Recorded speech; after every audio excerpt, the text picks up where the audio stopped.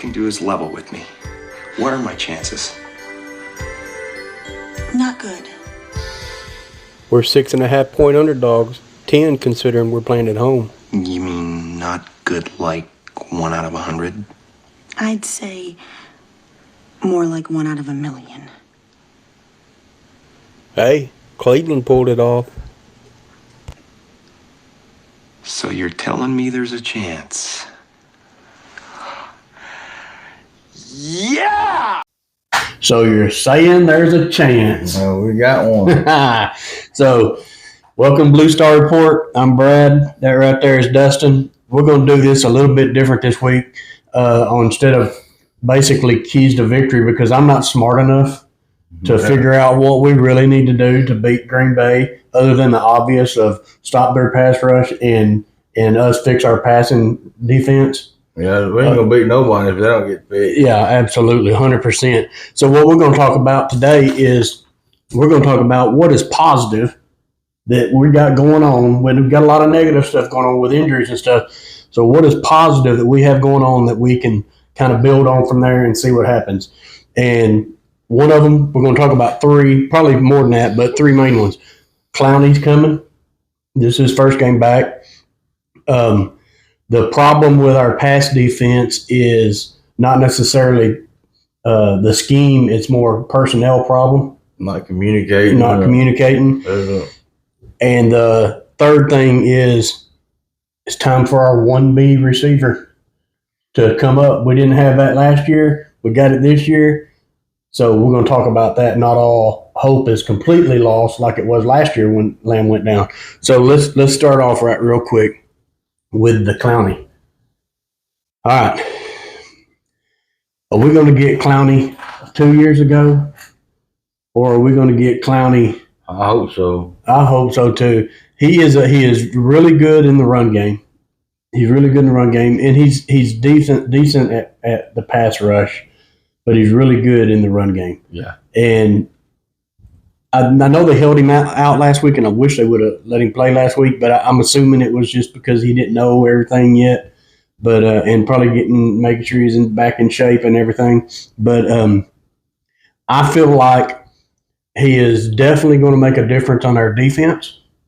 But and I say that for 2 reasons, because one reason is our pass defense. Our run game defense ain't the problem. Our run game defense ain't the problem. But our pass defense, like we said on there, from what we can see, and I've looked at video and listened to other people, it's not necessarily Eberflus's scheme. It's people not having communication, people not being in the right spot, not where they're supposed to be. Hopefully they address that this week. I don't know if that's going to change enough to make a huge difference in this game. That's what Shawty said. They're changing up the scheme and the personnel if necessary. If necessary, yeah. And I heard he's going to make it simpler. It's supposed to be a little more simple.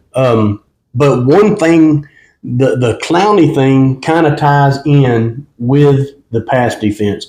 And we talked about this on our video, on the post-game video we had last week against Chicago. No matter if you are running man-to-man or running zone, the key to the common denominator between the two is you got to have a pass rush. You got to. You can't expect those guys to sit back there forever. Now, don't get me wrong. Some of those plays they had last week, running wide open. They were just running wide open, and they weren't sitting back there forever. They were just bam plays. Yeah. But I hope Clowney brings another element to our pass rush that will help out our pass defense on the back end. Yeah. I'm not sure. I'm sure it's going to help some, but I don't. That's definitely not everything that needs to be done to fix it. No. Some people need to be in the right places at the right times. There's people out of whack. They act like some of them don't even know where on the field they're supposed to be. During plays like some of them act like they never played football before. Huh. I've never really played safety. I played corner when I was in school, and I played safety other places, not in high school. And I do know this: you got to keep an eye out if you're the safety, and you're playing, and you got deep half or deep quarter or deep third or whatever. you got to keep your eyes on the guy that's getting behind you like this. This is specifically talking about goal line or, inside the 20 type stuff where you use that extra boundary back there. Like if we're way down, if it's 60 yards down the field, then you can't let anybody get behind you. Yeah. But when you're playing zone and you got guys that are playing safety, that goal line is basically the safety. What the safety has to do is position himself in between him, the receiver, and the quarterback, so there's no line of sight. Yeah. Easy line of sight to the receiver from the quarterback, and they are not doing that at all. He getting Wilson and Hooker. They get their eyes caught in the backfield, and that's when they cheat up. Yeah. They come back and just throw over their head. Yeah, and we definitely need a pass rush. It's crucial. And one thing we talked about in that video we put out earlier or Monday, I guess, was when you get a quarterback out of the pocket, he only has, the more you move him to one side or the other, the less field he has to play to. Yeah. If you get him on the outside and on the right, all he has really available to him is that area on that side. You cut off basically a whole half a field. And it's still, if he's on the run moving, yeah, it's even worse. He can't throw. You can't throw as accurate and this and that. Some people can, but he's not really that great at it. But needless to say, Clowney coming to the game. If he comes back as Clowney as he was 2 years ago, which he seems to think he's going to, and we hope he is, it will help tremendously, as well as it will help other pass rushers on the line of scrimmage. Yeah. Okay. We have to have a big game stopping the run. We have to stop the run. I would assume Green Bay is going to come out slinging the football and testing. Yeah. There's no reason why they wouldn't. If I was coaching, I'd be like, first 20 plays, we're throwing it 15 yards down the field. Let's test these guys and see if they've done anything different to change. Okay. So, and the other thing is, we need to blitz. Got to. We can't get home with 4 people. We've tried it. In 3 games now. You ain't getting home with 4. He rarely blitzes. He did a couple. The 2 plays he blitzed on last week early in the game were the 2 touchdowns. But we didn't get any pressure. Yeah. Well, and one of them was a trick play, and the other one, Diggs fell down. Yeah. And then after that, he practically shut the blitz off the rest of the game. I don't understand that. That's nuts. That is nuts to me. You have to put pressure on the quarterback. So basically, Clowney coming back, we're hoping that changes that. Hopefully that helps the matter. Like I said, I don't know if it'll be enough.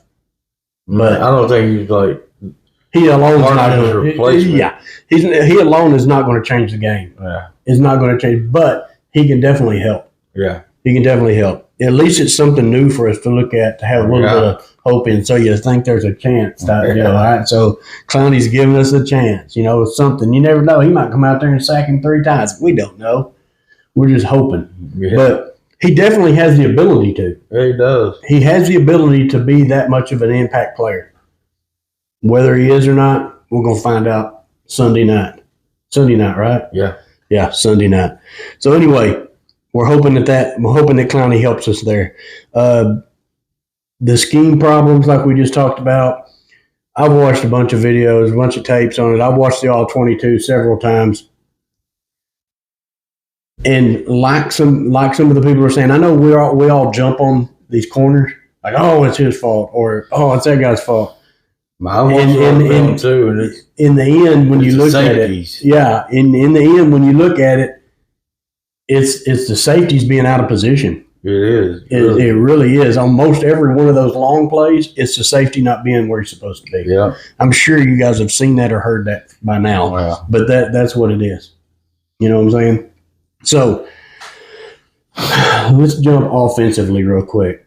We're down 2 offensive linemen. Yeah. We're down CD Lamb. So what is the bright spot? What do we have? Pickens. We got Pickens. Listen, we got a 1B.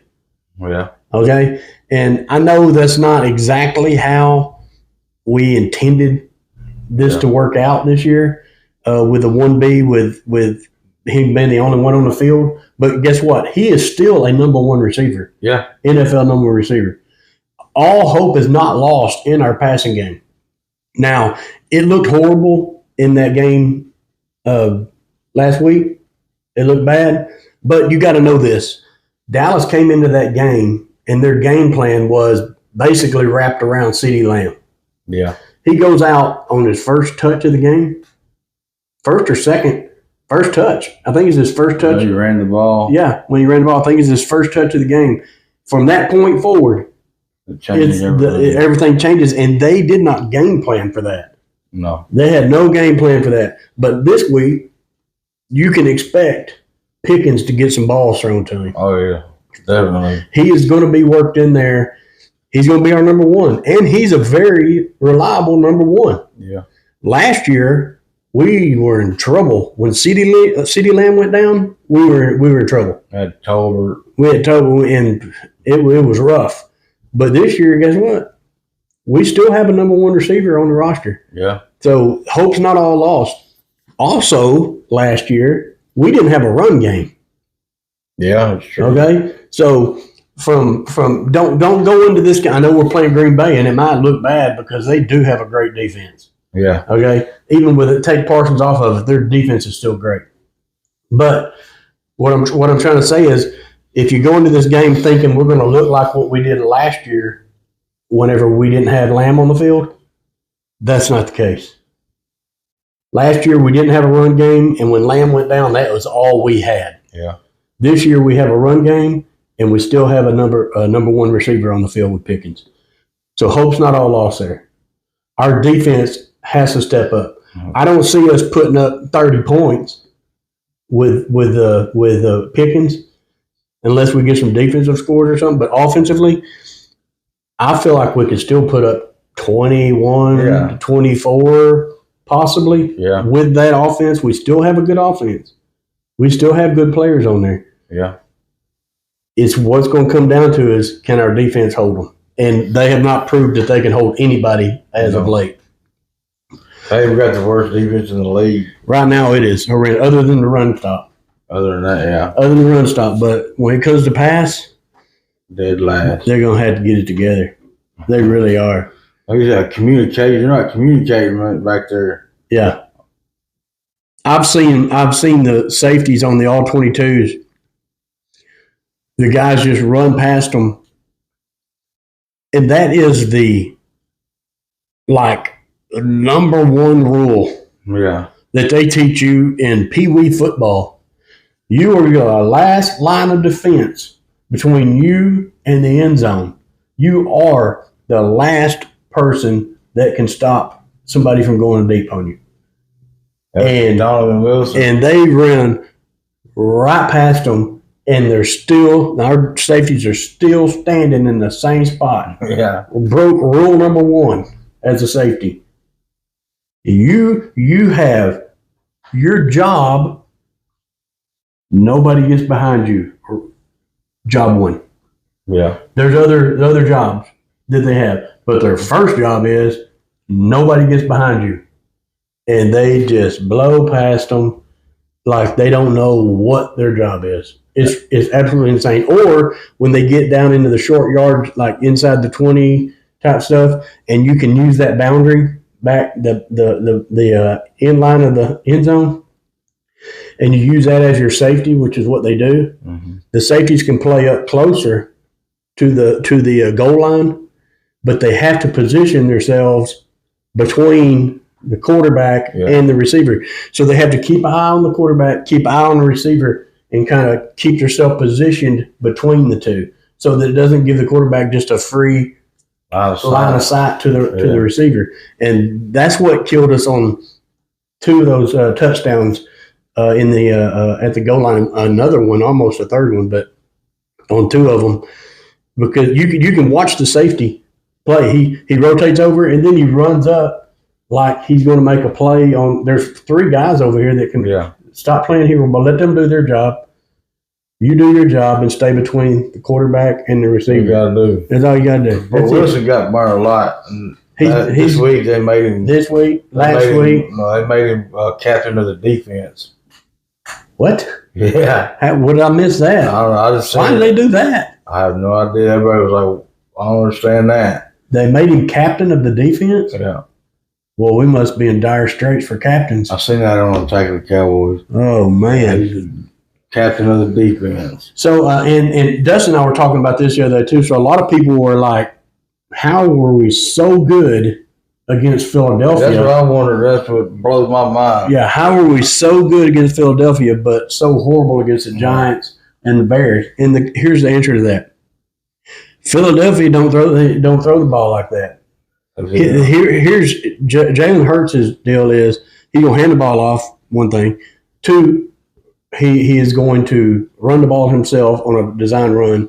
Three, he's going to drop back the pass. If nobody's open for even a second, he takes off. He's gone. He takes off. So if he would have stayed in the pocket, because he is that guy that don't like staying in the pocket. No. Okay. So if he was to have stayed in the pocket, I'm sure we would have gotten burnt just as much as we did the other games. If he would have just stayed there and thrown the ball down the field like the other quarterbacks, we'd have probably had the same result. Absolute same result. But that's what I feel like is why we were so high up on, oh, man, our secondary were studs. They held him to this. It's because they didn't throw the ball down there. Well, they led him to 152 passing yards. Yeah, but they just didn't throw the ball. He just took off running. Yeah. Which is what Jalen Hurts does. Yeah. So, needless to say. So, anyway, like I said, first of this, I don't know what to say because I'm not smart enough to say what we need to do to stop and win this game, stop Green Bay and win this game, other than the obvious that everybody knows. I don't have to say it. Everybody knows. Yeah. There's two main things that we've got to do that we talked about: stop their pass rush and get some pass rush and fix our back end. Yeah. Those are the obvious. And I don't really know what we need to do to fix that, other than to help stop their pass rushes. We run the ball, which we can do, and two, quick passes, which is good for Pickens. Who's taking Booker's spot this week? Bass. Bass? Yeah. Parsons is going to probably absolutely destroy Terrence Steele and Bass this week. Yeah. Because he's probably going to line up over there the majority of the time and just annihilate Terrence Steele because they're going to need to do something to stop that. Yeah. But we'll see what happens. Other than that, like I said, I don't know what else we can say. No. We got to do this right here. Yeah. Cross our fingers this week. Utilize Pickens. That is key. We got a number one receiver. All hope's not lost on the offense. It might be. It's not as good as we want it to be, but it's not as bad as it was last year when he went out. Yeah. Nowhere near as bad. No. Plus, we got a better play caller this year. Yeah. Than we had last year. Other than that, that's all I got, man. Well, you got anything else? Just one of the deal. I guess Parsons is upset now because Jerry Jones said he wasn't going to give him a video tribute at the game. And I guess that fired him up. Who cares? He wasn't in Dallas long enough. Yeah, he's not like a 5 or 10 and 15-year vet. No. And even when he did, he didn't lead the league in sacks or nothing. I'd put one up there for him. I'd put all the runs that ran past him. Here's a video tribute for you. That'd be awesome. Lamar Jackson running around the corner on him. That'd be awesome. Every 5 seconds. Here you go. How about that for a video tribute, buddy? That'd be awesome. Oh, I'm sorry I hurt your feelings. Here's one for you, pal. Yeah. Remember this game where we needed you to show up? You didn't have any sacks or any tackles? Just put that game up there. Yeah. And show the Green Bay playoff game. Yeah. Put that on the video tribute for you. Now, I don't know. Video tribute. Hey, guess what? He burned a lot of bridges when he left the way he left. Yeah. And it wasn't all Jerry's fault. No. He said he would play for whatever he wanted to be in Dallas, but Jerry called his bluff about that trade. He didn't want to be traded. No. He may like it now because he's on a good team, but hey, they got beat by the Browns. Yeah. And who had a better game? Garrett. Yeah. Which he's a better defense. He's a better edge than Parsons is. And in every aspect of a defensive end, he's better. He's more dominant by far. Yeah. By far. Yeah. Anyway, so that's all we got. If you guys would, please like, subscribe, hit the notification button, comment. Let us know what you guys think we can do this week other than the obvious, if you don't mind. Maybe put the prediction of the score in there. Do you think we can pull this off? Me? Yeah. I mean, Any given Sunday, right? yeah. Any given Sunday. You never know. You never know. But the stars are going to have to align. Oh, yeah. The stars are going to have to align. Help. We're going to have to, things are going to happen. We're going to have some fumbles, some turnovers. We're going to have to do something. But anything's possible. That's why we watch the game, right? Yeah. If we knew they was going to win, we wouldn't watch. Yeah. So that's that. Like, subscribe, notification button, and getting those comments. And we will see you guys after the game next week.